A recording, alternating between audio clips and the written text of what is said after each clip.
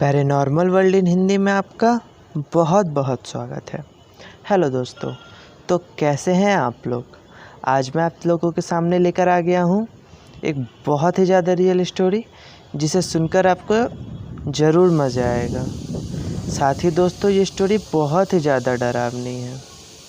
विश्वास मानो, जिसके साथ ये बीती वो आज भी अपना मानसिक संतुलन खो चुका है। दरअसल दोस्तों, ये कहानी जुड़ी एक ऐसे आदमी से जो कि भूत प्रेत पर कभी भी विश्वास नहीं करता था। उसका मानो तो उसे लगता था कि भूत प्रेत जैसी कोई चीज़ दुनिया में होती ही नहीं है। जो होती है सिर्फ अच्छी चीज़ें ही होती है, सिर्फ अच्छाई होती है।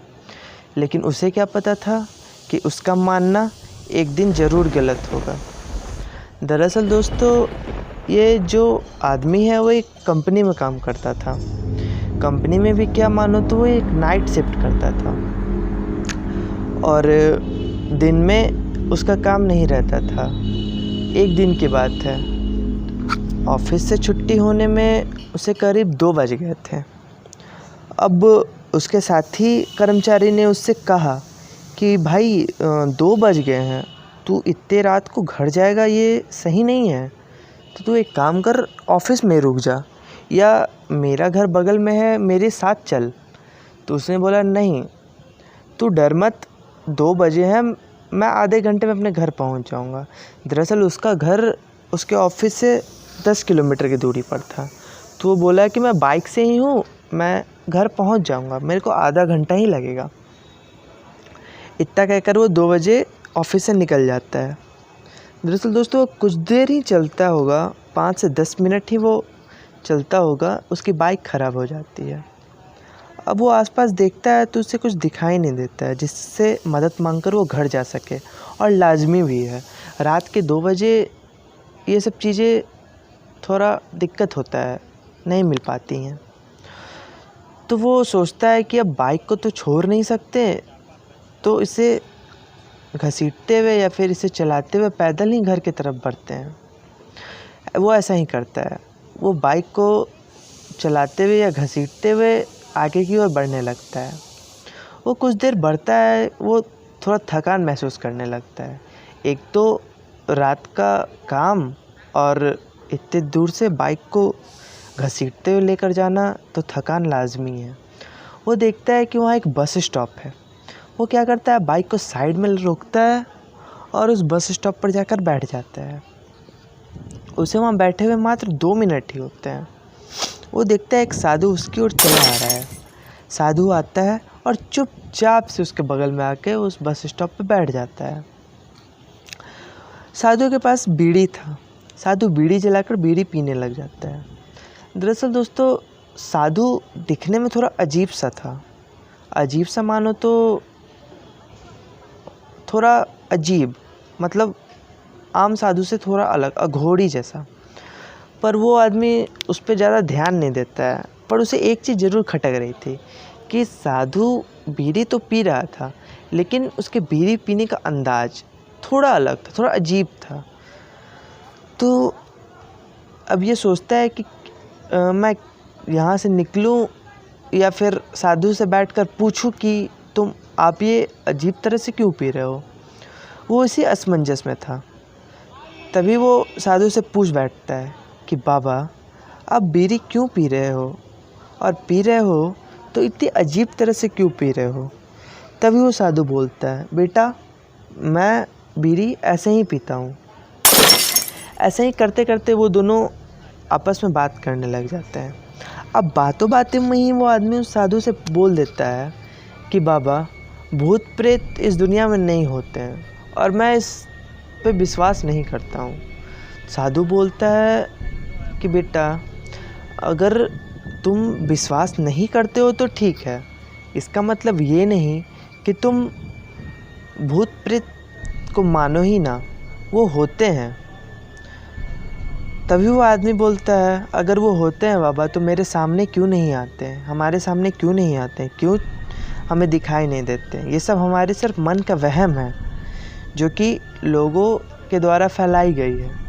साधु बोलता है, तुम अगर असली भूत देखना चाहोगे बेटा तो तुम मेरे साथ चल सकते हो। आदमी हड़बड़ाते हुए पूछता है, कहाँ? साधु बोलता है, शमशान घाट। अब वो आदमी थोड़ा सा डरने लगता है, थोड़ा सोचने लगता है कि ये साधु रात के 2 या बजे मुझे शमशान ले जाने को क्यों कह रहा है। फिर भी वो उसे ये नहीं जताता है कि उसे डर लग रहा है। वो साधु को बोलता है कि हाँ चलो आज देख लेते हैं, अगर भूत होते हैं तो आप मुझे दिखा दो, और नहीं होते हैं तो वो है ही नहीं, वो दिखाई ही नहीं देंगे। और मेरा मान लो बाबा तो आप भी यकीन कर लो कि ये भूत प्रेत नहीं होते हैं। साधु बोलता है, चलो तुम मेरे साथ, मैं तुम्हें आज दिखाता हूँ। वो दोनों शमशान की ओर बढ़ जाते हैं। अब आदमी अंदर अंदर थोड़ा घबरा रहा था। वो सोच रहा था कि क्या वो सही करने जा रहा है, क्या उसने ये साधु के साथ जाकर सही किया है, वो साधु अच्छा है या भला है, वो कहीं उसके साथ कुछ कर ना दे। यही सब उसके दिमाग में चल रहा होता है। लेकिन वो साधु को व्यर्थ नहीं करता है, उसे नहीं पता लगने देता है कि वो अभी क्या सोच रहा है। उसके बाद दोनों शमशान में चले जाते हैं। शमशान में कुछ लाशें जल रही होती है। साधु उस आदमी को ले जाकर एक ऐसी जगह पर बैठाता है जहाँ पर लाशें थोड़ी देर पहले ही जलकर बुझी थी। वो उस आदमी को वहीं पर बैठने के लिए कहता है। फिर साधु ज़मीन में 2-3 कीले ठोक देता है उसके चारों ओर, और उस कीलों से एक रस्सी और या फिर धागे को बांधकर उसके हाथ में पकड़ा देता है, और उसे ये बोलता है कि चाहे कुछ भी हो जाए तुम इस धागे को मत छोड़ना। अगर तुमने इस धागे को छोड़ा तो आगे का जिम्मेदार मैं नहीं होऊंगा, इससे तुम्हारा ही नुकसान होगा। अब आदमी को सच में मानो तो उसे डर बहुत ज़्यादा लग रहा था। वो बस चाह रहा था कि वो कैसे भी करके यहाँ से निकले और चुपचाप अपने घर चला जाए।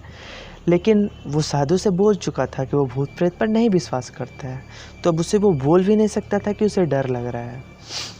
इतना में साधु उसके धागों के चारों तरफ या फिर लाइन से 4 बतासे रख देता है और बोलता है कि अभी मैं कुछ मंत्र पढ़ूँगा। मेरे मंत्र पढ़ते साथ ही यहाँ पर भूत आएंगे या फिर प्रेत आएंगे जो कि इस बतासे को खाएंगे। चाहे कुछ भी हो जाए, जब तक वो भूत खाकर चले ना जाएं, तुम इस रस्सी को मत छोड़ना। आदमी थोड़ा मुस्कुराता है और बोलता है, बाबा ऐसा कैसे हो सकता है?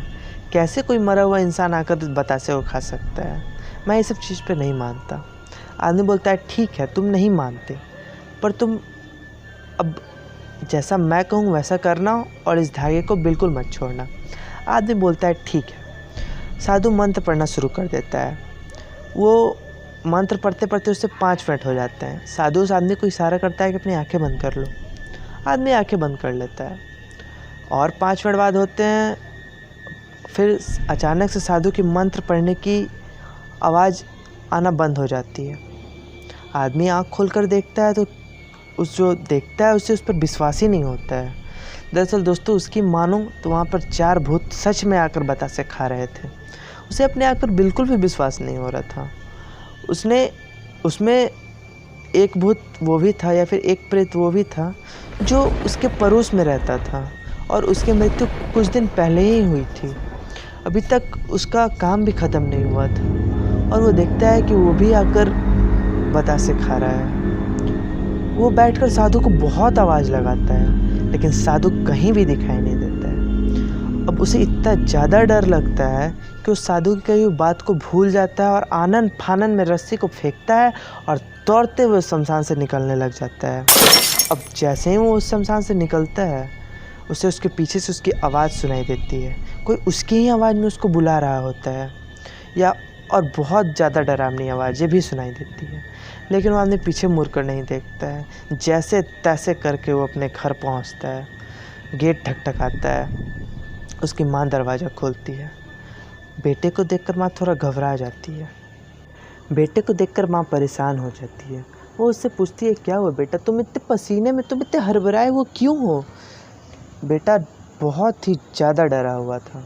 वो डरते डरते सारी बात अपने माँ बाप से बता देता है, और इतना कहकर वो सोने चला जाता है।